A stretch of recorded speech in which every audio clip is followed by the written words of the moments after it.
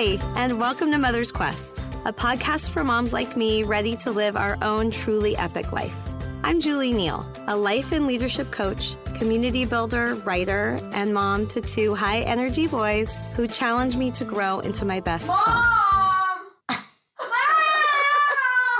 I'll be right there. Where was I?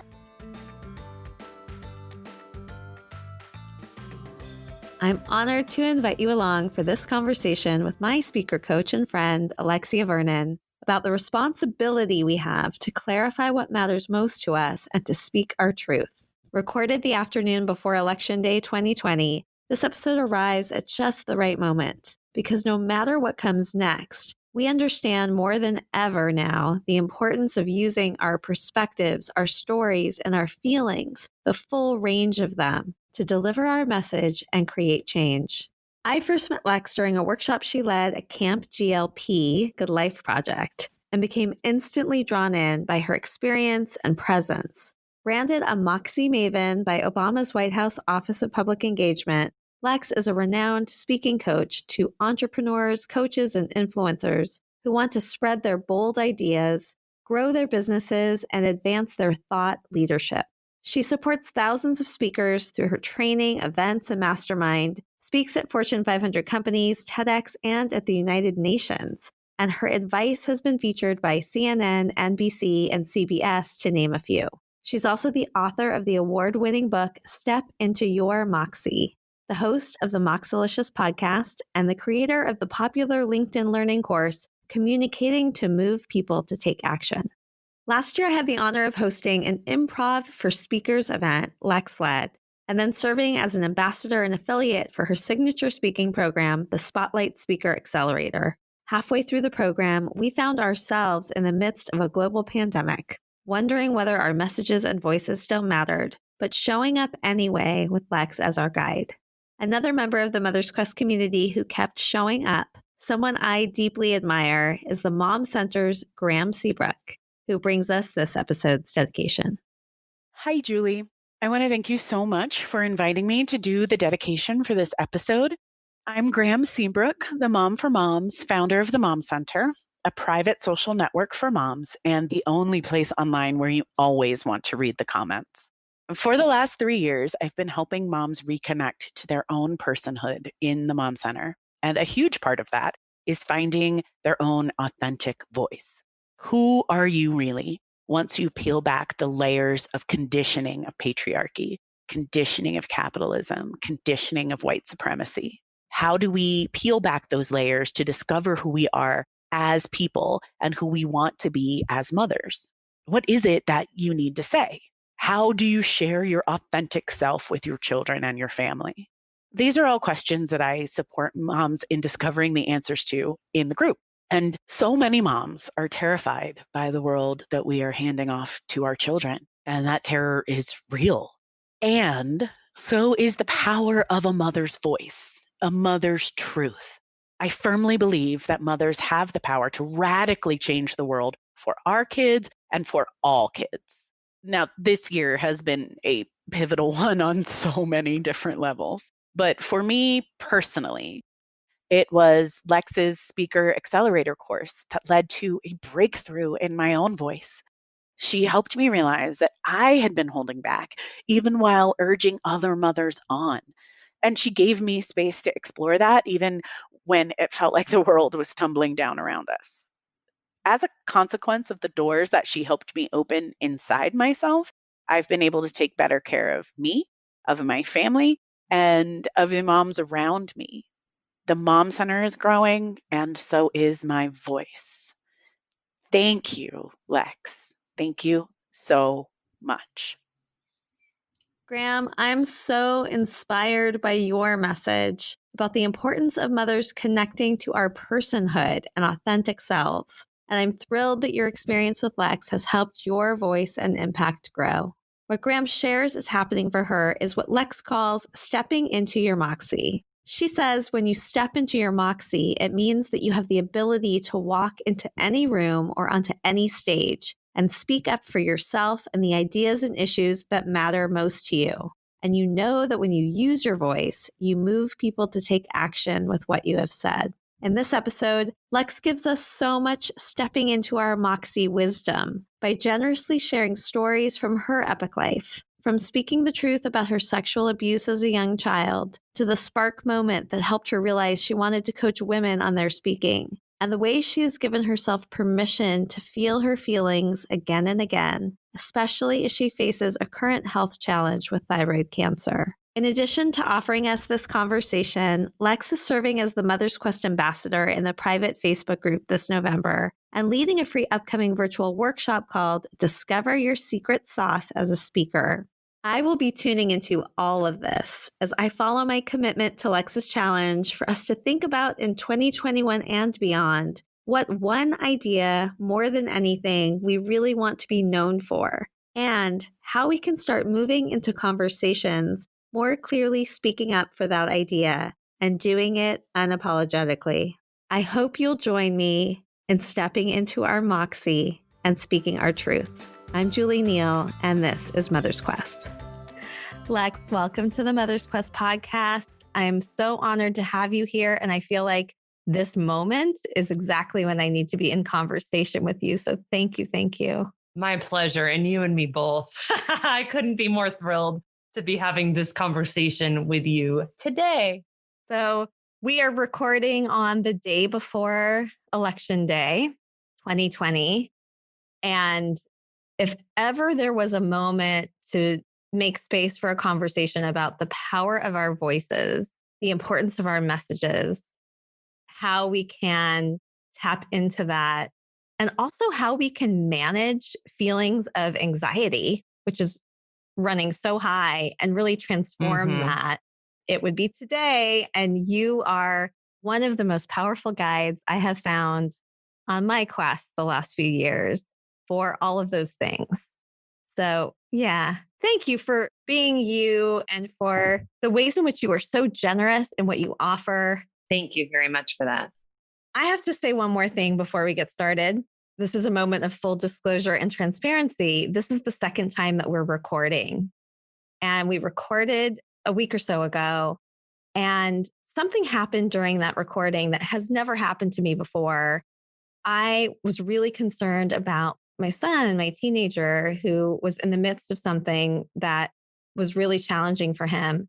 And I don't ever look at my phone, but I was kind of checking on my phone and I was getting some frantic texts from him. And I realized I really wasn't present for that conversation. And the challenge you gave me at the end of the conversation was to really think about something that mattered to me or a message and to spend time reflecting and honing in on what really mattered and how did I want to communicate that message. And so even though I left the interview feeling like, oh, I didn't show up as fully as I wanted to, and I didn't dig into some of the topics I knew I wanted to, I did leave with clarity around the challenge. And it actually inspired me to have several conversations with people, to spend some time digging deep and really thinking about what had I hoped for our conversation together. And it gave me the courage to reach out to you with a lot of clarity and conviction about a desire to come back and record again. So thank you for your challenge. My pleasure. My pleasure. And I'm looking forward to having an opportunity to revisit this because so often with interviews, that isn't a part of it. And you're in and you're out, and it is what it's going to be. And so while I recognize not everyone who's listening knows what the first conversation sounded like, I'm confident there will be lots of things that reemerge. And I'm also excited for whatever discoveries we have this go around. Yes. So one of the biggest things that I wanted to make sure that we did in this conversation was really to frame the epic guideposts, which we'll dig into soon, around this idea of voice and around this idea of how we can take sensations in our body that we might otherwise label as fear or resistance and use it in a way that can actually open us up forward. So let's start where we always begin, with that frame in mind. Tell me a little bit about your childhood and the impact that your mother had in shaping who you are today and the way that you use your voice. I remember that this was a very lengthy answer the first time you asked it. And I appreciate the opportunity to revisit the question, or rather my answer, because while it won't change much, hopefully I can hone in a little bit more precisely. So, my mom single handedly has had the greatest impact on my life of any other human being. She is the person who first told me that I had a voice. So I can remember being probably 2 or 3 years old and being with my mom and having safe touch role play conversations with her. So I didn't realize that this happened until shortly before my daughter was born, when we were stumbling through old memories and photographs and articles that she'd saved through the years. And we found this article that was ripped from a parenting magazine in the early 80s that talked about how do you talk to your children about what is and isn't safe touch? And more importantly, how do you make it safe for your child to practice communicating if they are ever sexually abused? And the reason it was such a powerful moment to find that article and to have memories that I'd forgotten come back to life was because when I was 4 years old, I did speak up first to my mom about being sexually abused by a different family member. And for years, I couldn't figure out why I had done that, when we know the vast majority of children, unfortunately, never do at that young of an age, and sometimes even not until they're much, much older. And it clicked. It clicked in so many ways that I did this because my mother made it safe for me to do so, literally gave me a safe space to practice my words to do so. But second, that my professional work was all about giving primarily women opportunities to practice, to role play using their voices to speak up for themselves, for the ideas and issues that matter most to them, to practice for important speeches and workshops and training that they lead. And so it was one of those moments where it was like, oh, wow, I can trace so much of who I became back to this moment with my mom. And of course, it was with my mom because she has been the greatest champion of my voice throughout my life. And I'm just so grateful to her. I was so struck by the story when you told me, and I have heard you share about this before. And I'm wondering how the courage that you had and the power to use your voice that your mother instilled in you, how that started to unfold for you as you grew up and became an adult and started to chart your course and your epic life journey. Yes, it's a great follow up question, because one might think, based on the first answer, that everything was rainbows and cupcakes and I had awesome confidence and consistently spoke up for myself. And that was not the case. Unfortunately, in the aftermath of that revelation, not everybody in my family was ready for that. And there were many people, unlike my mom, who either didn't believe what I said, who suggested that I was confused and maybe had the wrong family member. And then there were others who are much more vicious, who said that I made it up because I was attention seeking. And so the message that I archived was that when I spoke, my voice mattered, but that my voice could be dangerous and hurt people.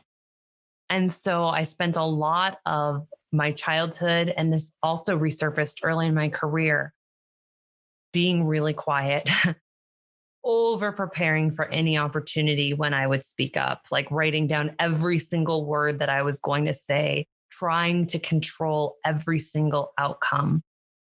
And it was very, very, very hard for me, even though I wound up building a career that was centered around speaking, first as a trainer in the nonprofit social justice space before hanging out my shingle as an entrepreneur. But I knew that, like, I had so much to say.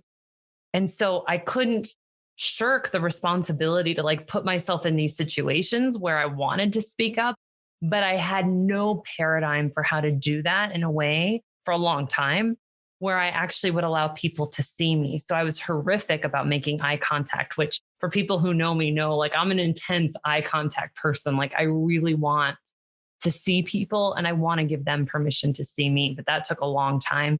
But also, I just had so much distrust in my own voice. Like, I knew what I stood for, but I didn't trust that I could communicate and call people to action the way that I wanted.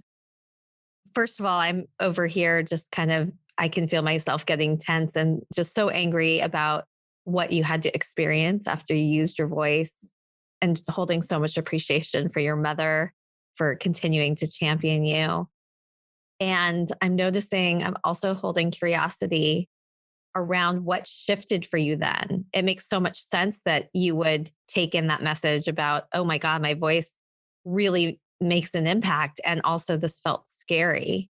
What would you say helped you move out of that paradigm of over preparing or over controlling into the presence that I know you bring now to your speaking? I had several moments of what in hindsight I would call speaking bliss growing up that always illuminated, okay, there is a different way. But then I can remember very specifically a moment where everything really did kind of shift once and for all. And so to go back in time, some of those moments, even though that they were fleeting, when you look back, it's like, wow, all the breadcrumbs lead to the gingerbread house, right? So one of the first times I spoke and it felt like the stars aligned was I went to a Catholic school, but like the very best kind of Catholic school where even though I'm not Catholic, it was rooted in social justice. And for those who are listening who might have had Catholic education, you probably had retreats that were built in high school. And our retreat was not one of those retreats that was you need to have a particular lens on God. It was very much this is an opportunity for you to find your own relationship and your own voice with God, whatever that looks like. And I'd had a pretty powerful experience the first year I'd gone as a junior. And so I went back as a senior as a leader. And it was the first time that I ever spoke publicly about my sexual abuse. And I wove it into my speech about how I found God and what that relationship was like. And even though I was reading from a binder full of notes, every single word that I said, every part of my voice was in those words that I'd carved out. And I can remember looking up at the end and not only seeing students who were crying, but seeing faculty who were just weeping and recognizing that when those moments happened where I gave myself permission to really speak truth, that it could help. It didn't just hurt. But again, I was like 17 at that time and I didn't know how to make that a consistent practice. And so, it didn't really show up again until, and this is always the weirdest story to share at 19, winning the Miss Junior America competition, because I'm not a traditional beauty queen. I'd never entered a pageant before. It was somewhat random. My mom had always discouraged any of that stuff because, like, she knew, you're a budding feminist. This might not be like the feminist thing that you think it's going to be. But at 19, I was independent and I was on my own and I entered and I won. And I won probably for a variety of reasons, but we had to give a speech on our platform. And I talked about being a sexual assault peer educator on my college campus and helping women and men. And this was back in the day where we were using pretty gender conforming language. So I probably said women and men, and I didn't make a lot of space for those who didn't fit on the paradigm, just giving context. But anyway, this was a conversation we all needed to be a part of because power was not something that was just gendered, where one gender had it, one gender didn't. I can remember just like looking out at a sea of 1,000 faces, feeling so calm because I believed so wholeheartedly in what I was saying for all of 1 minute, whatever I had. This particular competition, Miss Junior America, also had an improv scene that we had to do if we were a finalist. And I can remember being the opposite side of myself. So there's this part of me that's very earnest, but there's this other part of me that is super playful. And in the improv, I got to be playful and make up this ridiculous scenario with the pageant host about stealing a fur coat. And I don't remember the whole thing, but just like being in that moment. And so after that, it was like, oh, I don't have to only be serious. I can also be sassy. That's a part of my voice too. But then, I had a good almost decade in my first career where I felt like I was oftentimes tap dancing on eggshells, striving to be liked and to give the right answers and not be called out for failing to be enough of whomever I thought the people I was in a room with wanted me to be. And then, and I know you know the story as well, Julie, I had the opportunity a couple of years into having my own business where I was all over the place as a coach. I was coaching nonprofit people, but I was also talking about onboarding and talking about the 4 generations in the workplace, like really allowing potential clients to define who I was and recreating content that I thought they wanted rather than saying, this is what's in my zone and this is where I can most provide value. And so one of those opportunities I said yes to was being the closing keynote speaker for a social enterprise conference. And before I gave that closing keynote, I got to the event a little bit early in time to watch the participants pitch fest. And each of the approximately 100 people who were there had a couple of minutes to present their big idea for how they wanted to harness entrepreneurial solutions to solve a big social, economic, or environmental problem. And the pitches were really good across the board. The finalists were decided on by those attendees, meaning there was no outside panel of judges. And the room was approximately 50% female, 50% male. I'd say the average age, everyone was under 30, but most were probably 22, 23 years old. I share those details with you so that you can appreciate why, when the finalists' names were announced, it was such a stunning moment, because every single one of those finalists was male. Now, this was about a decade ago, and I'm 40 years old. So, like, not that long ago, we're talking about a room full of millennials, and not one woman's voice was picked. And so I can remember feeling that fire inside of me that was a mix of like, am I part dragon? Am I having colossal heartburn? Is it a little bit of all of the above? But like, I'm feeling so much and I've got to speak because I don't think I'm alone in this. And so I started to ask anyone who would talk to me, what happened? Where were the voices of the women? And what was fascinating is that irrespective of gender, everyone kind of gave the same answer. They said, well, we were supposed to pick finalists based on who gave the best pitch. And when I said, well, what's a good pitch? People would say things like, having confidence, having a lot of volume and passion, being able to take up space, which really means a more masculine model of delivery. Yet what was so fascinating was that when I asked, but who are the speakers you really felt connected to, whose ideas you wanted to champion? What I heard were a lot of names of women. But what I also heard was that the women were sometimes apologizing, saying they weren't ready to accept money for their ideas because they needed to do more research or they needed another degree. They felt like they needed an MBA before they should start their own business. And so that was a moment that changed everything for me because I realized, I'm trying to have the best of both worlds here. Like I'm ping-ponging between a masculine model and a feminine model of delivery. Masculine because I am trying to take up space and like I'm giving these keynote speeches where I'm fist pumping, but I'm an introvert and awkward and like that's not me. And while I wanted to tell stories and embrace some of the more feminine aspects of my delivery, ask questions, not be the one who has all the answers, I was oftentimes using really hedging language. I had tons of filler words because I didn't know how to just stop and smile and have moments of silence. I felt like I had to fill every moment I would be on stage or in a conversation.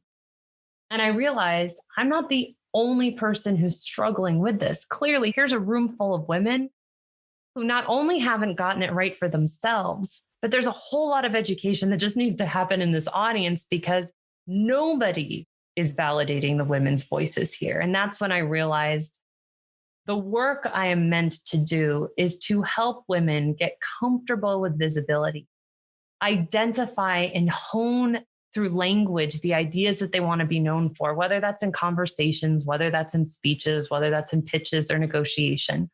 And then I want to help people actually get the visibility opportunities that they need to be able to put their voices out more powerfully in the world. And so while that might sound neat and pretty, it took me a bit of time to be able to articulate it like that, but that's the work that I've been doing for about a decade now and can't imagine ever not doing.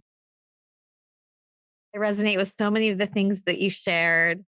I'm thinking about my own moments of speaking bliss where I felt connected to my truth. And even if I was nervous sharing something, it felt like it mattered so much more to get the message out than it did to deal with whatever the as you call sensations were, or the discomfort that I was experiencing around the sensations. I also really relate to this idea of, like, I call it a spark moments, when it's like everything comes into focus. And it really does feel like you're answering a call. And I talk about, for me, it was a call to live what I now call my epic life. And I know that you identify some with the hero or heroine's journey as well. So I want to move into the part of the conversation now where we dig into your epic life. And epic, in addition to having this metaphor about being the author of our story and saying yes to our calling, also is an acronym mnemonic for the guideposts I think help us live that life when we're raising our children. The first guidepost, E, is about engaging mindfully with our children. You have a daughter. I really am excited to hear, what are the ways in which you bring to your daughter this gift of tapping into her voice and her presence as she's navigating her life? I love the work that I do, and hopefully that love is palpable. And I know that one of the greatest joys, if not the greatest joy, has been exactly as you're asking, Julie, being able to support my daughter in finding her voice her way and not having any expectation that how she uses her voice is going to look like what it does for me. Quarantine has been hard. We are a family for a variety of reasons that is still 7.5 months in, whatever it is, like fully pretty much quarantining with the exception of going out for essentials. And so we have a lot of family time. But one of the gifts has been to really take this particular role seriously. And so when I think about her whole life, but particularly right now, one of the things that her father and I do a lot of is we ask her questions about how she sees the world. And we introduced very early on the difference between a fixed mindset and a growth mindset. And I'm really geeking out on an innovator's mindset, which, to go through really quickly, a fixed mindset is, when you don't see opportunities, you don't see frustrating situations as an opportunity for growth. A growth mindset is no matter what, there's an opportunity to learn.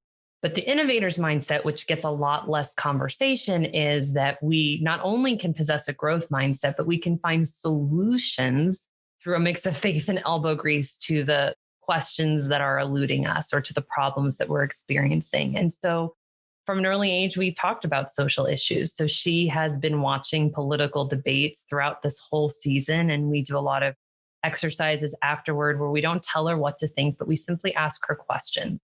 What were the facts that were given? Where did you feel like things made sense? What spoke to your heart? Where did you trust a candidate who was speaking? Why didn't you trust a candidate?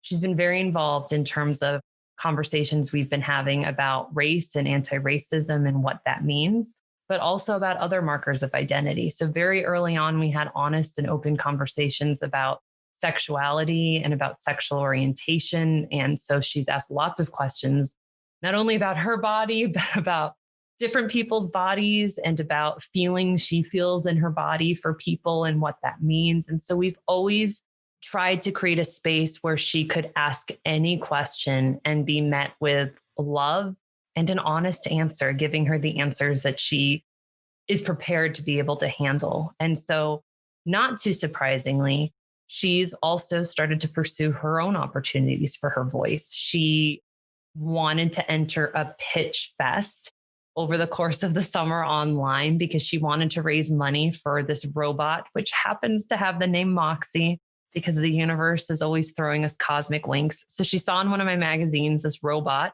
designed for children and named Moxie. And she knows what Moxie means, that's her mom's brand. And it means speaking up for yourself and for the ideas and issues that matter most to you and calling people to action. So when she said, I want this $1,500 robot, I smiled and said, great, you got to figure out a way to raise the money. And so she said, well, she knows my story about this pitch fest. Turns out the pitch fest she entered doesn't give money. So then she decided she wanted to do a crowdfunding campaign. And so she raised a couple $1,000s, so enough to get her robot, but also to get bows and pins to be able to create her own product line. And so obviously, as an entrepreneur, as someone who supports people, especially women, developing their voices. That's been fun. And she also has been really into improv. And so it's been fun to see her get to tap her creativity in her improv classes and similarly find that she's even sillier than I am, but like her ability to find humor in the midst of any moment, it's refreshing and definitely very helpful to her father and me.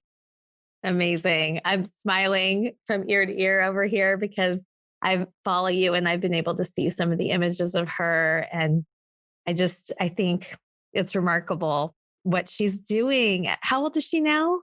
She's just shy of 7. She'll be 7 in a month or so. So, not even 7 yet. And just to see the ways in which she is already making an impact in the world and connected to her voice is so inspiring. I just thank you for sharing that. And I'm also really interested in this innovator's mindset, which I hadn't heard yet.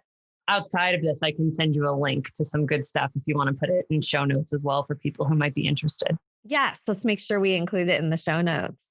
Well, I want to move to the next guidepost P, which stands for pursuing your passionate and purposeful impact. Tell me about the ways that that is showing up for you in your life now. And I also want to hear specifically about some of the upcoming opportunities that we can take advantage of to learn from you. Absolutely. So, the foundation of my business and my work is to empower people to step into their Moxie, by which I mean possess the mindset and the skill set to be able to walk into any room, onto any stage, into any conversation, and unapologetically speak up for yourself, for the ideas and issues that matter most to you, and to know that when you speak, you call people to take action. And one of the ways that I do that is by working with coaches and consultants and experts who know that they have a big message that informs their work and that they want to spread through visibility opportunities to be able to make more impact than what they could make if they were simply working one to one or one to a few. And so one of the programs I have is called the Spotlight Speaker Accelerator, which I know you know about, Julie, because you've had the opportunity to go through it. And it is a 90-day comprehensive group coaching program that shows primarily women how to first get comfortable with visibility, how to be able to hold space for all the sensations we feel when we know that we're up to something big, we're up to doing something big, up to saying something big, and how to use our feelings as a tool to help us hone in on what is that big idea that we want to be known for and we want to center our work around.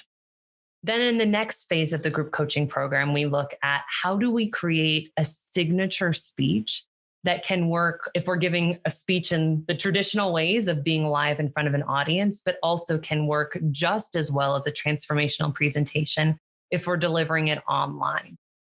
And then the third phase of the group coaching experience is helping people understand how do we make sure that we're not a best kept secret, but what are the ways that we can position ourselves and actually connect with event organizers and pitch ourselves for virtual and in-person speaking engagements. How do we create the right speaker marketing materials? And more importantly, how do we pitch in such a way that it doesn't feel gross and about us, but is really making clear the impact we're able to make on someone's audience so that it becomes much easier for people to say, yes, I want to book you. Not because I'm doing you a favor, but rather by booking you, you're doing me a huge favor by coming and speaking and getting my group excited and educated about your topic. So, you mentioned that I had the opportunity to be part of this program, and it just so happened that that was unfolding in the midst of the pandemic.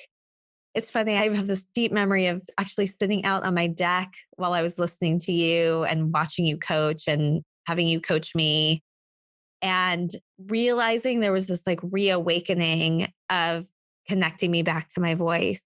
Because in the month that preceded that coaching session, for the first time in over 3 years, I stopped recording podcast episodes. I stopped doing a lot of things. I'm sure this is true for many people, but I felt like really stuck.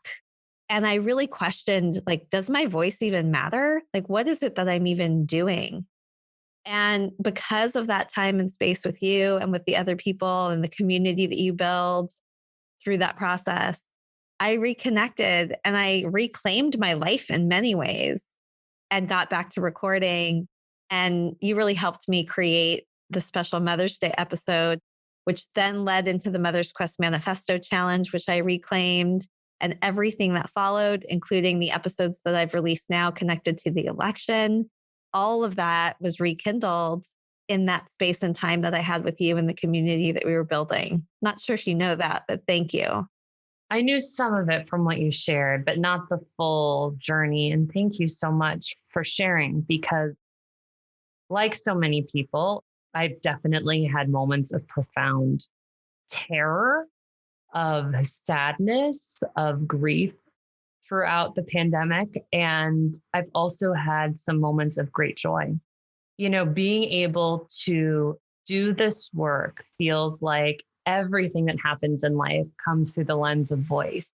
But yet, some of the things that show up, it's like, really, you kind of have to look at it through voice. So, as I know, about 2 months ago, I was diagnosed with thyroid cancer somewhat unexpectedly. And to be in a moment where it felt like I'm so clear on my work and I'm loving it. And I figured out ways to be able to pivot it because a lot of it happened offline and the business is the sole provider for my family. So my husband left his career and joined the business a few years ago. So, like, this is the thing that needs to be able to provide. I don't have the luxury that I used to of being able to take a sabbatical or slow down. Like, I got to figure it out. And now the universe is sending this opportunity my way to have a piece of my body that happens to be in my throat cut out of me. Like, this is fascinating. And in the moments where I wanted to potentially throw myself a pity party about it all, it just became, I hesitate to use the word easy, but it's the only word that's coming back of like, if not me to do this work, then who? And if not me to talk about the difficult, sometimes roller coaster moments of this, then who? Because I don't see us using our voices as an opportunity. I really see it as a responsibility that if we know what we stand for, if we know the world that we want to create, and we know what we're here to say, even if we're not quite sure how to say it, then we've got to get out of our own way and remember that it comes down to us being of service, speaking truth, even when it's messy and complicated, especially when it's messy and complicated and imperfect, because when we do that, that's what gives other people permission to do the same. I've been watching you over the last month or so as you got your diagnosis. Continue to show up bravely, continue to use your voice, continue to speak your truth about your experience, and just knowing how that is impacting others who are also going through maybe challenging health issues right now or questioning whether their work still matters in the face of so much challenge. So you continue to inspire me about staying true to showing up, really. Yeah. And showing up can look so many different ways. I mean, one of the things that I found fascinating in the last round of the accelerator was, it was unprecedented territory. Never before had I led a group program in the midst of a pandemic where suddenly the majority of people who were in the program had kids at home that were previously in school, sometimes a day before. But seeing people keep showing up, even with babies on laps or children in the same room with headphones on, just that awareness that when things get messy and complicated, while we have to, of course, take care of ourselves, how important it is to remember that it can also be a vehicle for us stepping even more deeply into our thought leadership because people are more hungry for a way forward than they've ever been before. This feels like a good segue into the next guidepost I, which stands for invested in yourself. And this is the guidepost where it really becomes about what is happening internally to allow us to show up for our kids or to allow us to show up in the world. What are some of the biggest lessons you've learned about how to show up for yourself and also how to manage all of those sensations, fear, anxiety that is running through all of us right now, and in new ways for you, I'm sure, with what you're facing with your cancer diagnosis. One of the things that was unexpected in my life was I thought that when my daughter was born, I would want to slow down. And I honored that I had the privilege of having a partner who, at that time, we were both earning about the same amount, but we really only needed one income to be able to live on. And so I was in the midst of running my first year-long women's leadership program that met one day a month in person. And I thought, I'll do that, but I'll pull back from a lot of the other stuff that I did. And one of the things that was surprising was, as much as I wanted to be home with my daughter, it felt like when I had birthed her, I'd also birthed like even new levels of ambition. But I had no idea what to do with that because I just set myself up to slow down. And I had a partner who was traveling 5 to 6 days a week for work. And I was not rushing to bring in full time childcare or send my child to daycare. And so that was another kind of really dark, complicated time. But I realized that if I have this vision of business and life, like I can see it, even if I don't know how to achieve it. If I can see it, it means it's possible for me to make it happen. And so I got really clear that I could be the mom that I wanted and that I didn't have to apologize for wanting to grow a big business and for having this dream of having my husband leave his so that he could stay home and not have to travel. And while I don't want to suggest that those 2 years of rapid growth were easy, I mean, I wound up getting some help in the home because that became absolutely necessary. What actually needed to happen even more was I had to go back and examine a lot of my own beliefs about myself, expectations I had based on having had such an incredible mom who did totally give up a career, and that while she ultimately went back to work, that if I made different choices, that those were as valid if those felt like they were the right decisions for me. And that I needed to invite in a lot more coaching than I had. So once I hit six figures, like I didn't work with coaches for a while. And that was a huge mistake, I realized in hindsight, because I started to plateau and get stuck. I didn't have people who were a few seasons ahead of me to be able to turn to with ideas and with good questions and with new structures and so forth. And so I've made the commitment since then to always make sure that I'm developing myself, not just in terms of business, but in terms of my thought leadership. I've worked with parenting coaches to make sure that I've grown in terms of who I am there, obviously working on my relationship with my partner, but just realizing that we can't be vehicles for other people's transformation if we're not allowing ourselves to be vehicles for our own transformation by continuing to grow ourselves up along with our businesses, our kids, our spouses, and so forth. That is one of the biggest lessons I've learned in my life. And actually, why I created Mother's Quest is just so often we put all of these dreams and hopes in our children and we want them to flourish. We want them to reach their fullest potential. And we forget that we matter too, and that we need to do that first and foremost for ourselves, and how much our children learn when they observe us doing that for ourselves. And I realize I only have one and she's young, but I see also that when I'm fully invested in my dream and my career and not trying to control hers, things work out a lot better between us. You know, there are for now a lot of areas of overlap, but she's got things that are completely her own. I don't think I ever held a tennis racket for more than 30 seconds, but you know, she loves hers and looks forward to the day where she can go play tennis with other people again. And, you know, she's a kid who loves to build and loves STEAM. And my path was different academically. And so I see this a lot with both people in my programs, but also individual clients, that so often we unintentionally are trying to nurture our own dreams within our children rather than recognizing, let them do them. And if we've got that dream, doesn't matter what our age is, it doesn't matter what our situation is, we can and we have a responsibility to nurture that for ourselves. Yes. Before we move to the last guidepost, I did want to come back to this question about when we're feeling overwhelmed with sensation. What have you learned in your own life? And then as you coach other women, how do we use that? How do we transform that? How can it become something that propels us forward instead of holds us back?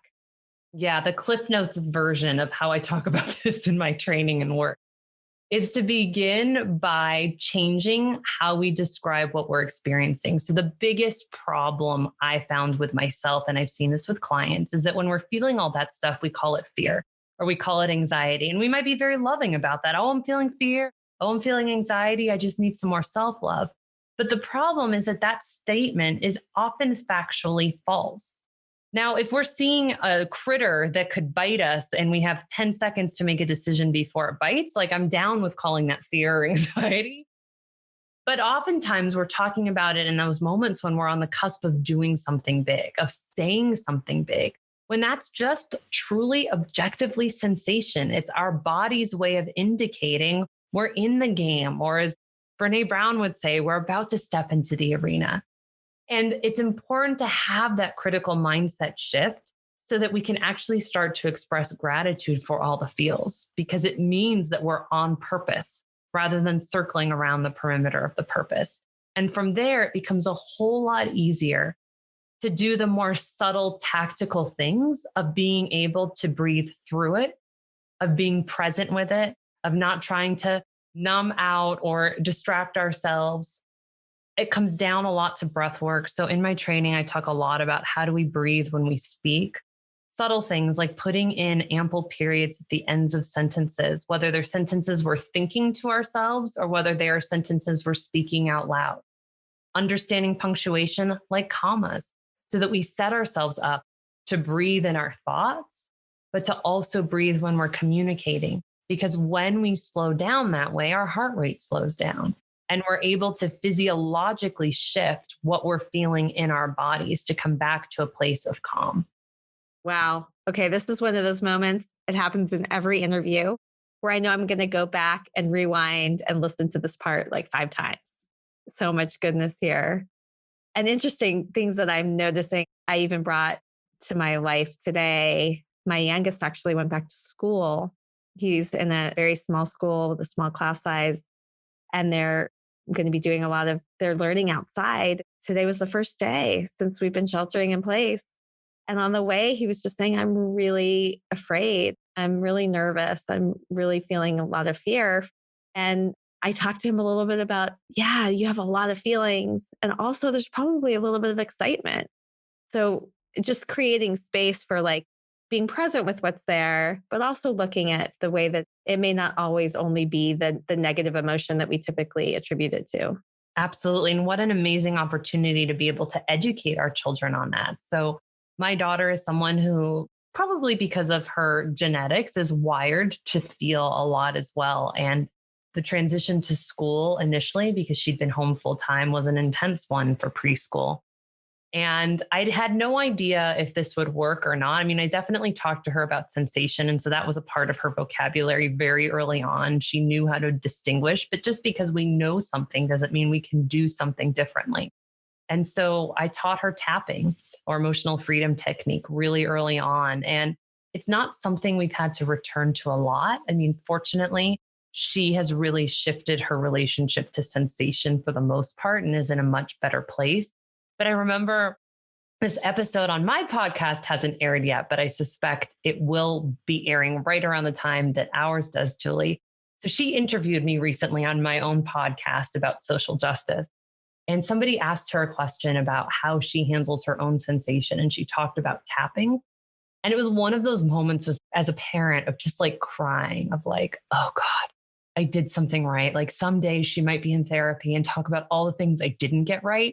But at least I've done something right in terms of helping her learn how to handle what's going on in her body and return to that role of protagonist, which is who she is.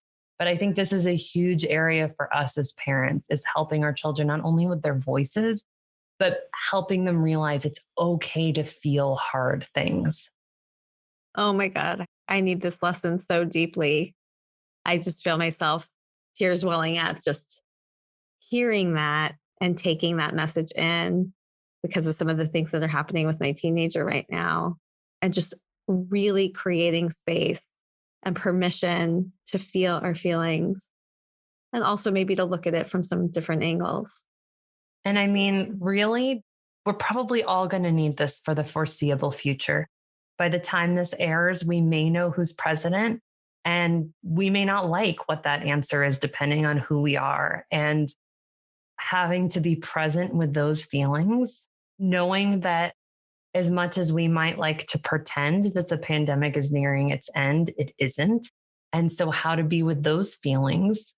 And unfortunately, there are more and more people in my world and probably your world who are listening who are losing people due to the pandemic or due to adjacent health conditions that oftentimes aren't getting diagnosed because people aren't wanting to go seek out medical care. Like, there's so much.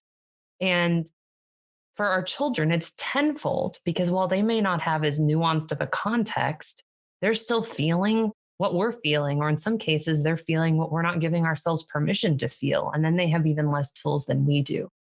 But I really believe having, moved through some objectively shitty things in life, that the shittiest moments were never the ones where the context was the worst. They were always the moments where I didn't have the tools to feel and to be able to transmute all of that into something that was happening for me rather than to something that was happening to me. And I realize we've strayed slightly from the subject of like speaking in presentations, but whenever someone talks to me about stage fright or video fright or whatever it is, we always have to come back to this work in tandem with making sure the caliber of our presentations, our calls to action, like that all works. Because until we've done the other piece, the presentations are not going to have the impact, because what people feel more than anything is how we're doing in our bodies as we're sharing our big messages with them. This is so powerful. So we're at the last guidepost C, which stands for connected to a strong support network. And this is the guidepost that reminds us that we don't have to be alone on our journey. What's feeling most present for you that you want to share that you've been learning about how to stay connected? I feel myself revisiting a conversation I had with a healer who's been in my life since I was very young. Another one of my privileges is that my aunt, who I'm very close to, one of her dearest friends, is a homeopathic physician. And so I've had him in my life for a long time. And we were having a conversation the other day when, in the midst of seeing a lot of Western medical practitioners around the cancer, like I definitely wanted a session with him just in terms of what are the things I can be doing at a deeper spiritual, but also cellular level. And he'd asked me a question about how am I doing with the loneliness? And I said to him, I really don't feel lonely through all of this. And he said, really? Like, I don't know anyone who doesn't feel lonely. And like, you're probably the most like hardcore in terms of physical isolation of any of my clients. Like, how is that possible? And I mean, I'm not going to lie, I do look forward to the day of being able to give a hug to someone outside of my immediate family again. But I think one of my greatest gifts is building strong communities, particularly of women. And so at any given moment, I have 2, if not 3 communities of women going. I've got the women in my mastermind, I have my alumni women, and I'm excited to start pretty soon with the women who are wanting to work on their speeches. And while I certainly don't look to my clients to fill my emotional needs, fortunately, a byproduct of holding community and serving women is never feeling alone. And so I always try to remember that as much as I need space on my calendar, I need white space to work on my own projects. And I try to carve out, it's not always perfect, but usually the last week of every month to not have client calls.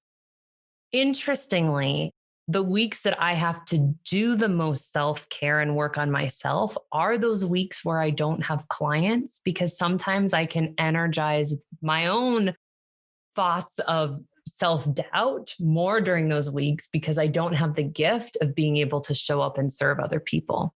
A very circuitous way back to your question of strong network, growing the communities I want to be a part of, and truthfully, growing the communities I wish I'd been a part of earlier in my business.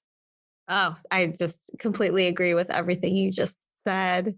And also, I don't feel alone. And the privilege of being able to hold space for community always also fills me in a way that I can see what you're saying about it could be unhealthy but it's really not. It's the reciprocity of being able to serve and give and hold space for, and then also learn and be nurtured and be inspired by that.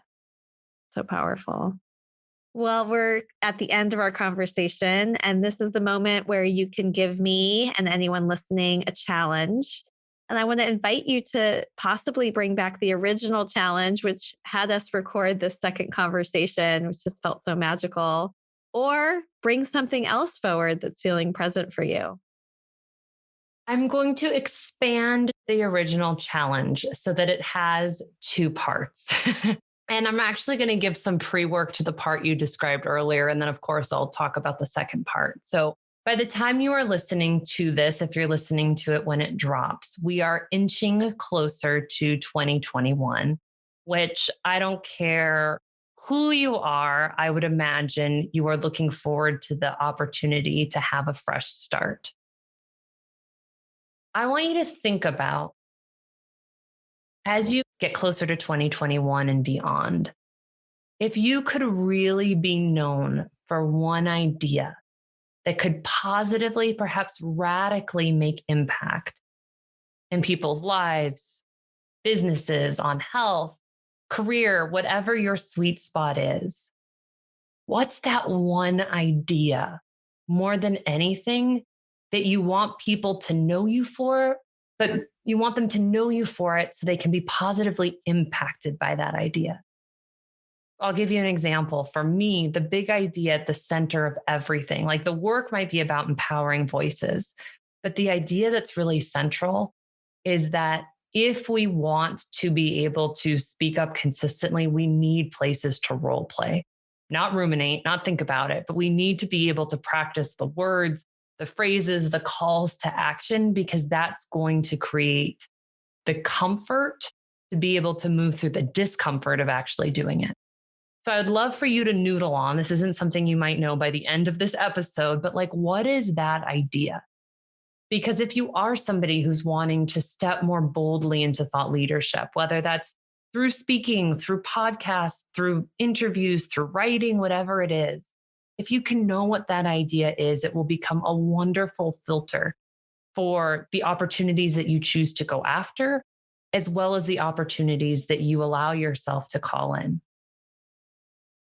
The second piece of this is to think about, how can you start moving into conversations, more clearly speaking up for that idea and doing it unapologetically, so that you can start rehearsing, you can start role playing right from where you are, letting people know that you're a speaker on this topic, letting people know that you'd love to be interviewed on this topic, letting people know that they can ask you questions because you've got a lot of insights to share on this topic, so that you can move from having a vision that's within to activating a vision by using your voice to share it more broadly.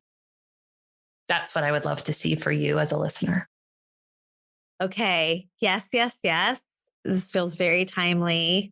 On December 1st, I'll be turning 49. I've decided it is my year of becoming 50. And it's also a year for me to be an author. So I said yes to this tiny book course. And by December 1st, a birthday present to myself will be holding the first Mother's Quest book, which is an inspiration guide. So I am really looking forward to reflecting as I'm finishing writing the book about making sure that that message and that idea that matters is infused in it. Congratulations. That's awesome, Julie. Thank you.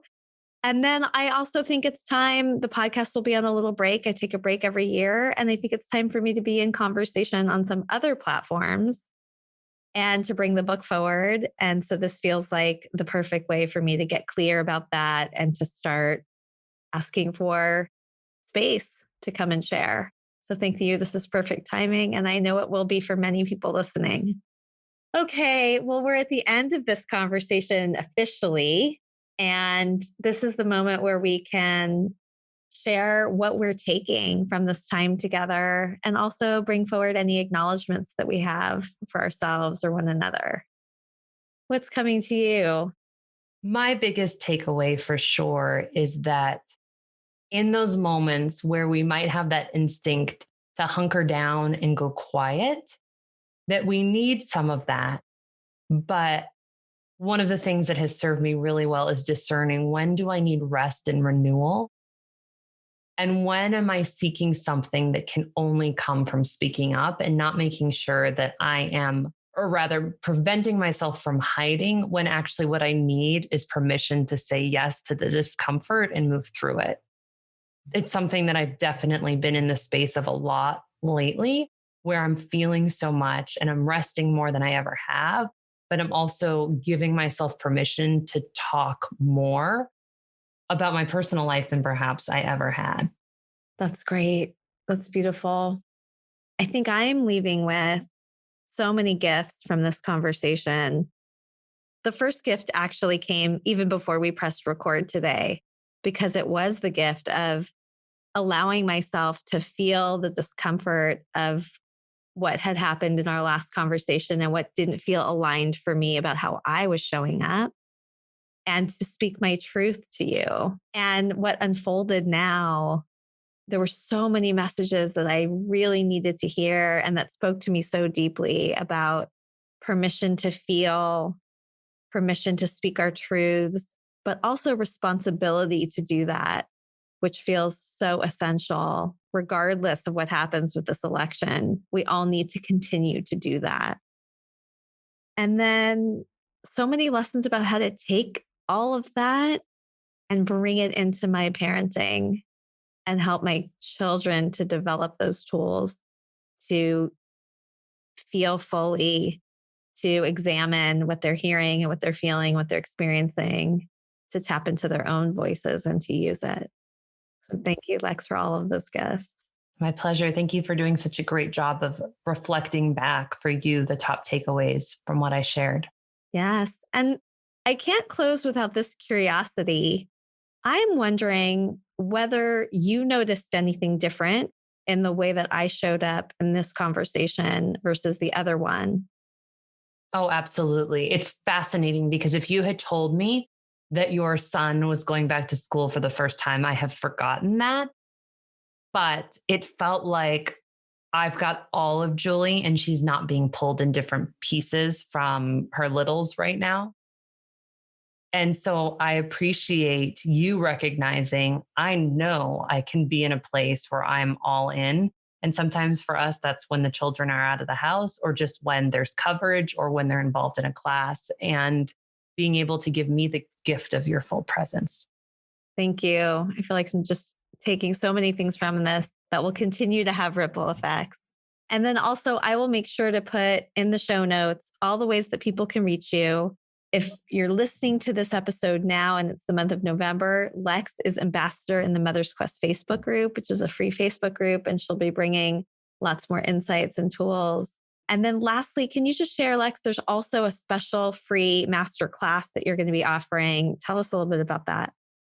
So, for those who have been listening and are thinking that a piece of your next level, you're up leveling, whether you're newish to your business and you realize, I gotta figure out how to not be a best kept secret and utilize visibility in a way to get me serving, but also in front of potential clients. Or maybe you are someone who's had your business for a while and you're realizing, I want to be more serious about my speaking right now. I want to make sure that I'm doing as effective of a job as I can with the virtual speaking, but maybe you don't have that signature speech that you're getting booked consistently to deliver. And so you need some work on both the strategy side as well as the content and comfort of delivery side. Like, if any of that speaks to you, I'll be doing a virtual workshop 2 times on November 17th called Discover Your Secret Sauce as a Speaker, so that you can create epic speaking content and get booked over and over again to deliver it.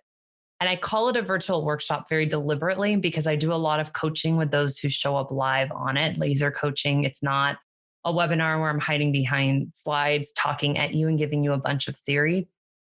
And Julie will be sharing in the notes ways that you can join that opportunity and be able to do some immediate work for yourself in terms of next steps. And if you're curious about the Spotlight Speaker Accelerator, my 2021 program, you'll be able to learn more about that there as well. Wonderful. Well, I have absolutely no doubt that this conversation is going to spark a lot of meaning and connection for all of us. And I look forward to hearing how that helps people bring their messages forward in more powerful ways. Thank you, Lex, for who you are and all you do, and sending you so much love and care during this time. My pleasure. Thank you, Julie.